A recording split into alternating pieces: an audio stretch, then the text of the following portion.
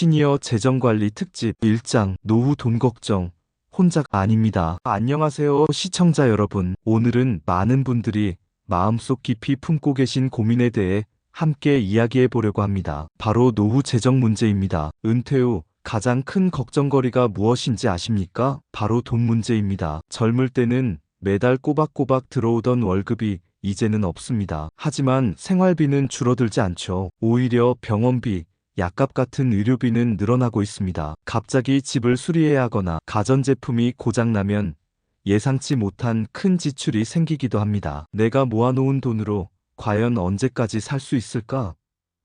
혹시 돈이 떨어지면 어떻게 하지?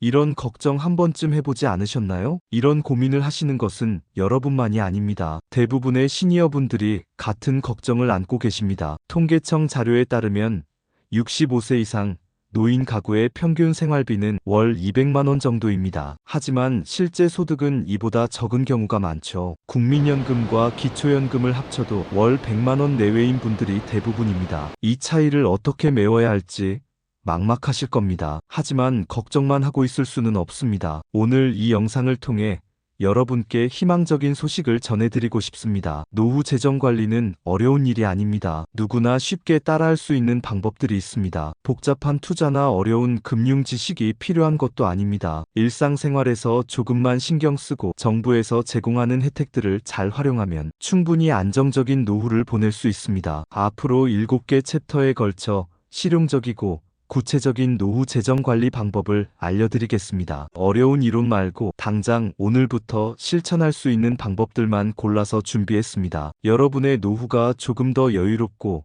편안해질 수 있도록 함께 해보시겠어요? 2장 내 노후 자산 뭐가 있나? 자, 이제 본격적으로 여러분의 노후 자산이 무엇인지 살펴보겠습니다. 많은 분들이 나는 가진 게 별로 없어라고 말씀하시는데 정말 그런지 한번 찬찬히 살펴보시기 바랍니다. 먼저 가장 기본적인 연금부터 살펴보겠습니다. 국민연금 받고 계시죠? 적은 금액이라고 생각하실 수도 있지만 매달 꾸준히 들어오는 소중한 수입입니다. 여기에 기초연금도 있습니다. 소득과 재산이 일정 수준 이하라면 매달 최대 40만 원까지 받을 수 있습니다. 퇴직금도 노후 자산의 중요한 부분입니다. 회사에서 받은 퇴직금이나 개인적으로 가입한 개인연금도 마찬가지입니다. 그런데 연금만이 노후 자산의 전부가 아닙니다. 여러분이 살고 계신 집도 중요한 자산입니다. 자가주택이든 전세든 이것도 분명한 재산입니다. 은행에 예금해 둔 돈도 있고 적금이나 소액 투자한 것들도 있을 겁니다. 때로는 자녀분들이 도움을 주시기도 하죠.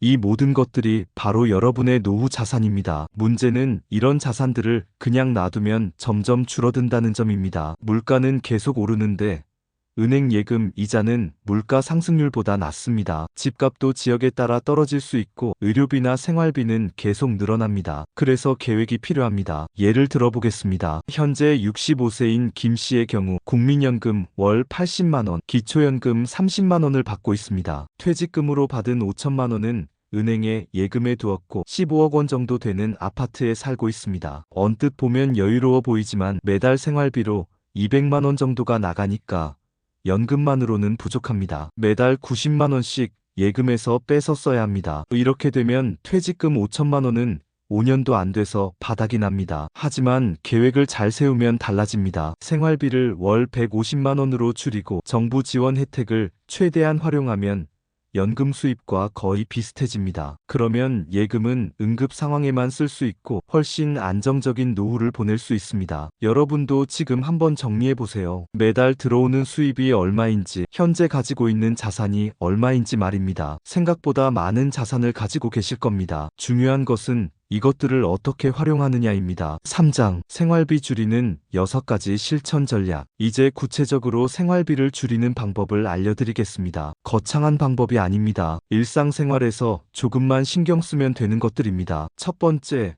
월별 생활비 계획을 세우세요. 가계부를 쓰라는 말이 아닙니다. 한 달에 얼마를 쓸 건지 미리 정하는 겁니다. 식비, 병원비, 교통비, 용돈 등 큰 항목별로 나누어서 예산을 정해보세요. 예를 들어 식비 50만 원, 병원비 20만 원, 교통비 10만 원 이런 식으로요. 예산을 정해놓으면 무의식적으로 절약하게 됩니다. 두 번째, 현금 흐름 관리입니다. 들어오는 돈과 나가는 돈을 명확히 구분하세요. 연금은 생활비 통장으로, 예금 이자는 따로 모아두는 통장으로 관리하시면 됩니다. 통장을 여러 개 만들어서 용도별로 나누어 관리하는 것이 좋습니다. 세 번째, 갑작스런 병원비를 대비한 예비 통장을 만드세요. 생활비와는 별도로 응급 상황에만 쓸 수 있는 돈을 따로 모아두는 겁니다. 월 생활비의 3배 정도, 대략 500만 원에서 1천만 원 정도면 충분합니다. 이 돈이 있으면 갑자기 큰 병원비가 나와도 당황하지 않습니다. 네 번째, 통신비를 줄이세요. 휴대폰 요금이 한 달에 얼마나 나오는지 아시나요? 대부분 5만 원 이상 나올 겁니다. 알뜰폰으로 바꾸면 절반으로 줄일 수 있습니다. 통화 품질도 거의 차이가 없고 사용법도 똑같습니다. 인터넷도 마찬가지입니다. 너무 빠른 속도가 필요하지 않다면 좀 더 저렴한 요금제로 바꿔보세요. 다섯 번째, 안 쓰는 유료 구독 서비스를 해지하세요. 신문, 잡지, 케이블 TV, 인터넷 서비스 중에서 정말 필요한 것만 남기고 나머지는 과감히 해지하세요. 한 달에 1만 원씩만 줄여도 1년이면 12만 원입니다. 여섯 번째, 금융 상품을 점검하세요. 은행 예금 중에서 이자율이 너무 낮은 것들이 있을 겁니다. 요즘은 인터넷 은행에서 더 높은 이자를 주는 상품들이 많습니다. 귀찮다고 그냥 두지 마시고 1년에 한 번 정도는 점검해 보세요. 이런 작은 습관들이 모이면 한 달에 30만 원에서 50만 원까지도 절약할 수 있습니다. 1년이면 600만 원입니다. 작다고 무시하지 마세요. 이런 작은 습관 변화가 여러분의 노후 재정을 크게 바꿀 수 있습니다. 4장, 정부 지원 혜택 100% 활용하기. 정부에서는 시니어 여러분을 위해 다양한 지원 혜택을 제공하고 있습니다. 문제는 많은 분들이 이런 혜택이 있다는 사실을 모르고 계신다는 점입니다. 오늘 말씀드리는 내용을 잘 들어보시고 해당되는 혜택이 있다면 꼭 신청해보세요. 먼저 기초연금입니다. 65세 이상이시고 소득과 재산이 일정 수준 이하라면 매달 최대 40만 원까지 받을 수 있습니다. 2024년 기준으로 단독 가구는 월 소득 213만 원 이하, 부부 가구는 340만 원 이하면 받을 수 있습니다. 이미 받고 계신 분들도 있겠지만 아직 신청하지 않으신 분들은 지금이라도 늦지 않습니다. 다음으로 건강보험료 경감 혜택입니다. 소득이 낮은 65세 이상 고령자분들은 건강보험료를 할인받을 수 있습니다. 최대 30%까지 할인되니까 꽤 큰 도움이 됩니다. 따로 신청하지 않아도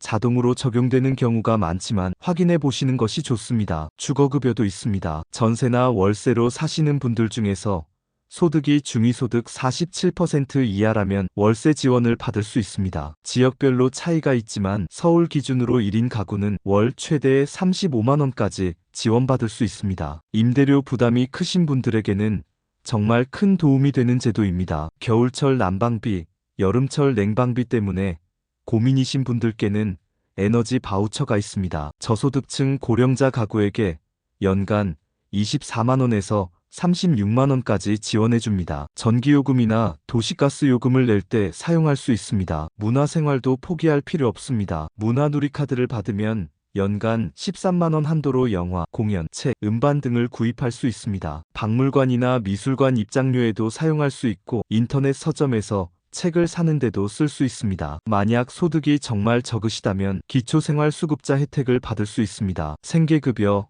의료급여, 주거급여, 교육급여까지 폭넓게 지원해줍니다. 의료급여를 받으면 병원비 걱정을 크게 덜 수 있습니다. 이런 혜택들을 신청하려면 어떻게 해야 할까요? 가장 쉬운 방법은 가까운 읍면동 주민센터에 가시는 겁니다. 직원분들이 친절하게 도와주실 겁니다. 인터넷을 사용할 수 있으시다면 복지로 누리집에서 온라인으로 신청할 수도 있습니다. 신청할 때는 신분증과 통장사본, 소득을 증명할 수 있는 서류들을 가져가시면 됩니다. 복잡할 것 같지만 직원분들이 도와주시니까 걱정하지 마세요. 내가 해당되는지 확실하지 않더라도 일단 상담받아 보시는 것이 좋습니다. 생각보다 많은 분들이 혜택을 받을 수 있는 조건에 해당됩니다. 5장, 시니어 금융사기.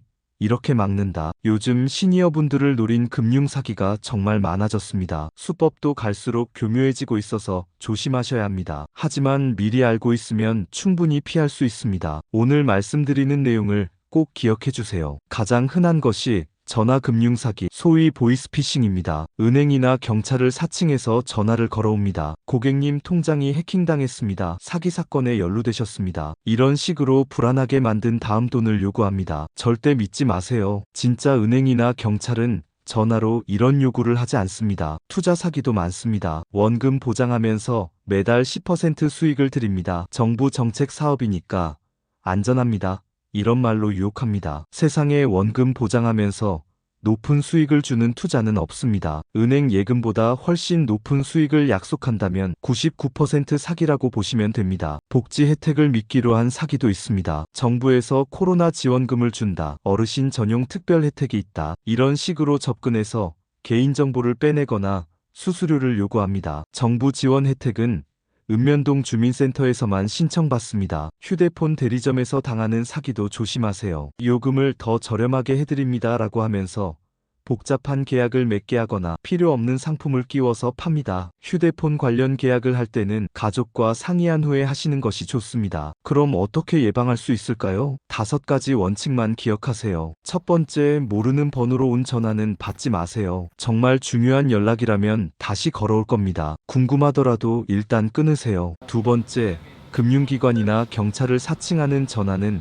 100% 사기입니다. 계좌가 해킹됐다, 사기 사건에 연루됐다, 이런 말을 한다면 바로 끊으세요. 세 번째, 문자로 온 링크는 절대 클릭하지 마세요. 특히 택배 조회, 정부 지원금 신청 이런 문자의 링크는 위험합니다. 네 번째, 가족이 돈을 달라고 연락했다면 반드시 직접 확인하세요. 할머니 나야, 급히 돈이 필요해.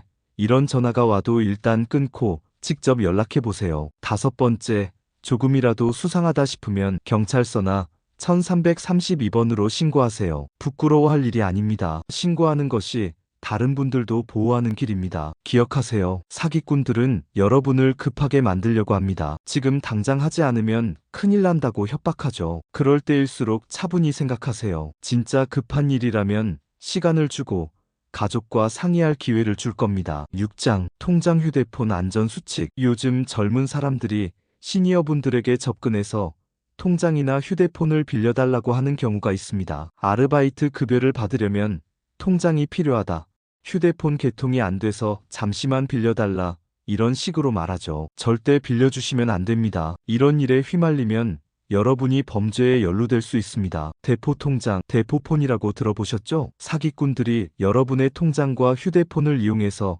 범죄를 저지르는 겁니다. 그러면 여러분이 피해자가 아니라 공범으로 취급받을 수 있습니다. 실제로 이런 일이 있었습니다. 70세 할머니가 젊은 남성에게 통장을 빌려줬는데 그 통장으로 보이스피싱 돈이 들어왔습니다. 할머니는 경찰서에 불려가서 조사를 받아야 했고 통장도 사용정지되었습니다. 선의로 도와준 일이 큰 문제가 된 거죠. 통장과 휴대폰은 여러분의 신용과 직결되어 있습니다. 다른 사람이 여러분 명의로 금융거래를 하거나 범죄에 사용한다면 여러분이 책임져야 할 수도 있습니다. 은행에서 신용도가 떨어져서 앞으로 대출을 받기 어려워질 수도 있습니다. 그럼 어떻게 해야 할까요? 간단합니다. 절대 남에게 빌려주지 마세요. 아무리 친한 사이라도, 아무리 급한 일이라고 해도 안 됩니다. 정말 급하다면 은행에 가서 직접 해결할 방법이 있을 겁니다. 개인정보도 함부로 주면 안 됩니다. 이름, 주민등록번호, 휴대폰 번호, 주소 같은 정보는 아무나 알려주는 것이 아닙니다. 특히 금융 관련 비밀번호는 절대 다른 사람과 공유하지 마세요. 자녀에게도 알려주지 않는 것이 좋습니다. 인터넷 쇼핑몰이나 온라인 사이트에서 개인정보를 입력할 때도 조심하세요. 정말 믿을 만한 사이트인지 확인하고 필요 이상의 정보를 요구한다면 의심해보세요. 통장 사용 내역도 정기적으로 확인하세요. 매달 통장 정리를 하시면서 모르는 거래가 있는지 살펴보세요. 이상한 입금이나 출금이 있다면 바로 은행에 신고하세요. 휴대폰도 마찬가지입니다. 매달 요금 명세서를 확인해서 이상한 요금이 빠져나가지 않는지 확인하세요. 모르는 앱이 설치되어 있거나 이상한 문자가 자주 온다면 통신사에 문의해보세요. 기억하세요. 여러분의 통장과 휴대폰은 여러분 인생의 안전줄과 같습니다. 이것들을 잃어버리거나 남용당한다면 노후 생활에 큰 타격을 받을 수 있습니다. 아무리 좋은 사람이라고 해도, 아무리 급한 일이라고 해도 절대 남에게 맡기지 마세요. 나를 지키는 것이 가족을 지키는 일이기도 합니다. 7장, 돈 걱정 줄이는 인생 습관. 지금까지 6개 챕터에 걸쳐서 노후 재정 관리에 대해 말씀드렸습니다. 복잡하게 느껴지셨을 수도 있지만 사실 핵심은 간단합니다. 정보를 알고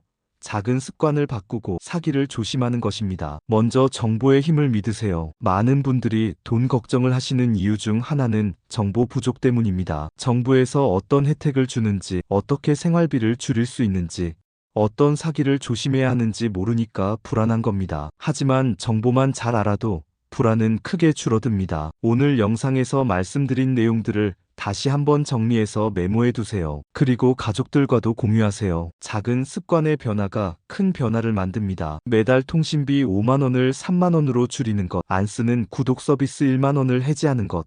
이런 작은 절약이 1년이면 큰 돈이 됩니다. 거창한 투자나 복잡한 재테크가 아니라 일상생활에서의 작은 실천이 더 중요합니다. 건강관리도 재정관리와 직결됩니다. 건강하면 의료비가 적게 들고 활동적으로 생활할 수 있어서 삶의 질도 높아집니다. 규칙적인 운동, 정기적인 건강검진, 올바른 식습관이 결국 돈을 아끼는 길이기도 합니다. 사회적 관계도 중요합니다. 혼자서 모든 것을 해결하려고 하지 마세요. 궁금한 것이 있으면 가족에게 물어보고 복잡한 일은 전문가의 도움을 받으세요. 읍면동 주민센터 직원분들, 은행 직원분들 모두 여러분을 도와줄 준비가 되어 있습니다. 정기적으로 재정 상황을 점검하는 습관을 기르세요. 1년에 2번 정도, 봄과 가을에 한 번씩 여러분의 수입과 지출을 정리해보세요. 예상보다 많이 썼다면 어디서 많이 썼는지 확인하고 다음에는 조금 더 절약해보세요. 예상보다 덜 썼다면 그 이유를 분석해서